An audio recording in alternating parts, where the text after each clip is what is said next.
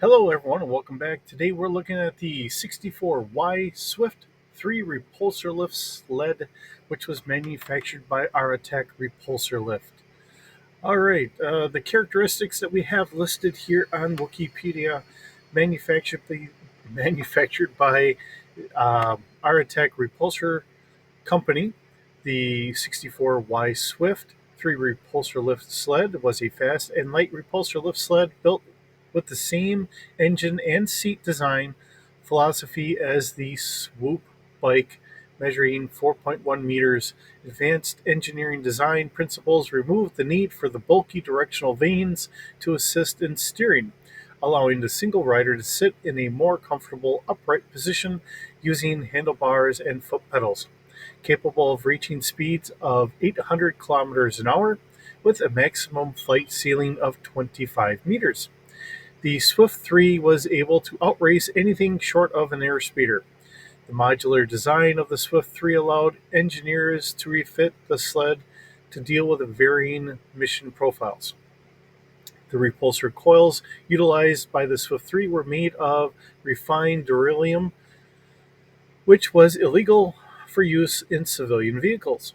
The Swift 3 had a front mounted Mark IIe S medium blaster cannon, a single clamping hook launcher, and drop nets that were launched from the compartment on the underside of the sled.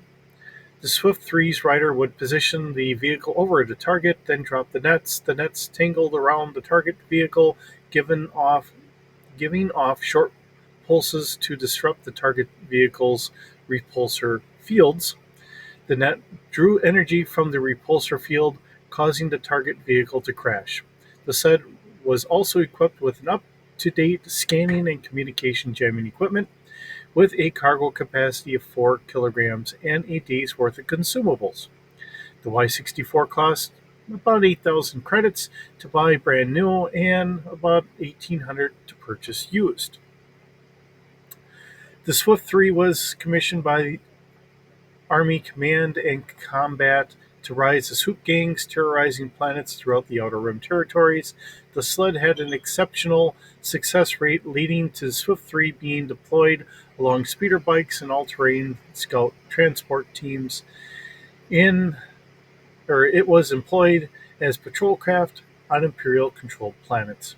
In the months following the end of the Clone Wars, the Y64 or the 64Y, sorry, was in use on Zilzon Station, an XQ-2 platform which orbited the core world of Bretel 4.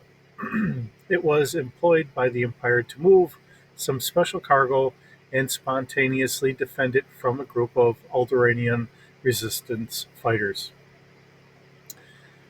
Uh, oh boy, I'm going to mess this one. All right.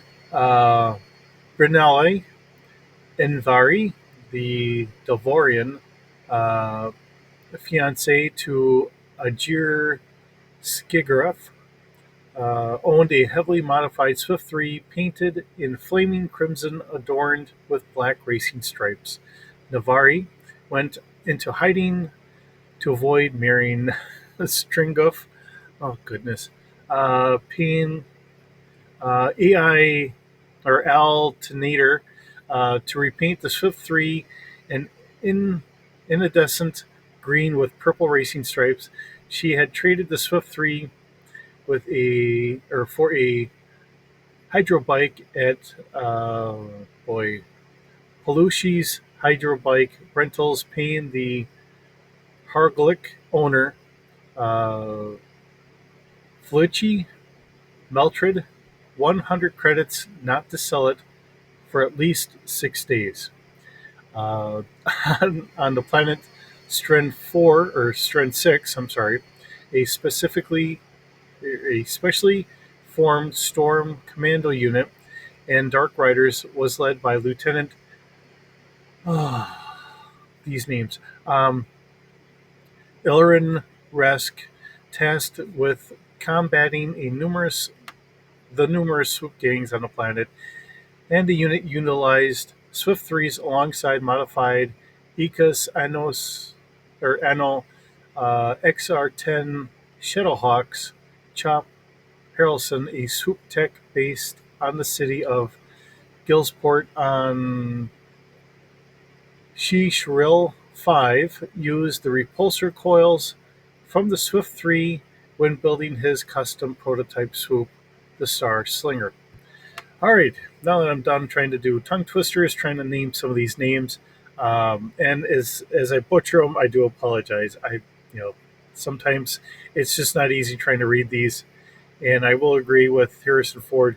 You can write it, but you can't always say it. Um, so we do have a mix here. So top appearance is actually from Wizards of the Coast, the Trader's Gambit. Then we have Swoop Gangs and Abrigo Ray Intrigue, which are all from West End Games.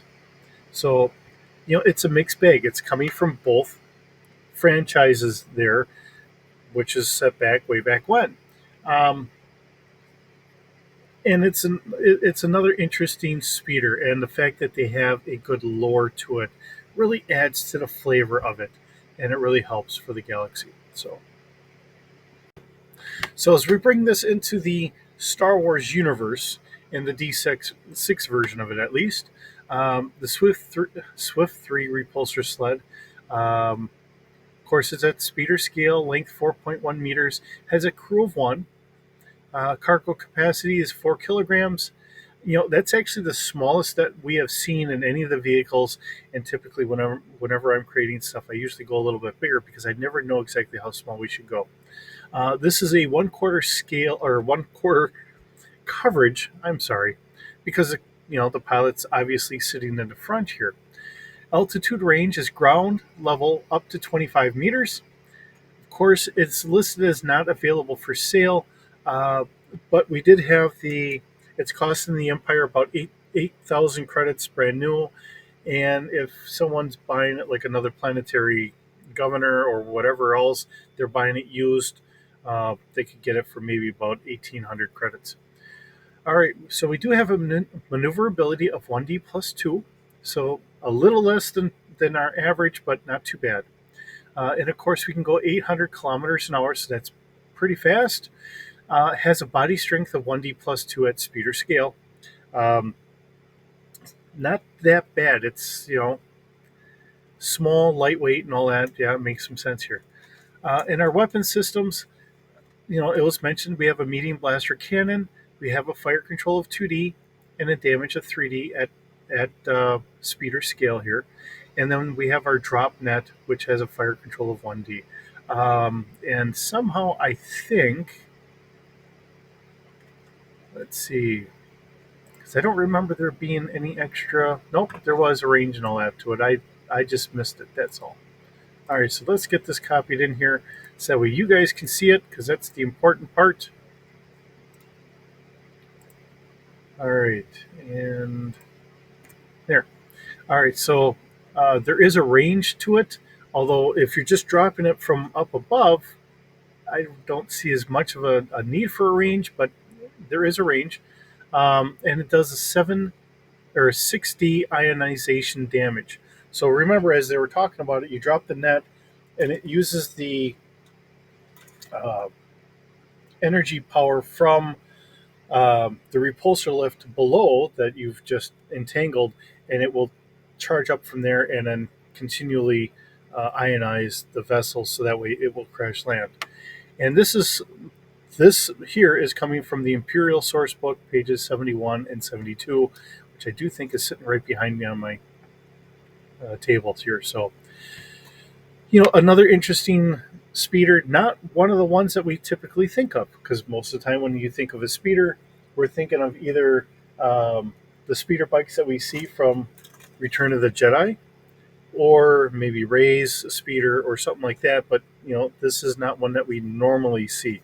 Although, if you do look it up, I have seen some pictures of some of these being done for some of the role playing games as little figures. So there is that out there. With that, thanks for visiting. It's always wonderful having you stop by. Hope you have a wonderful day, and we'll see you in the next video.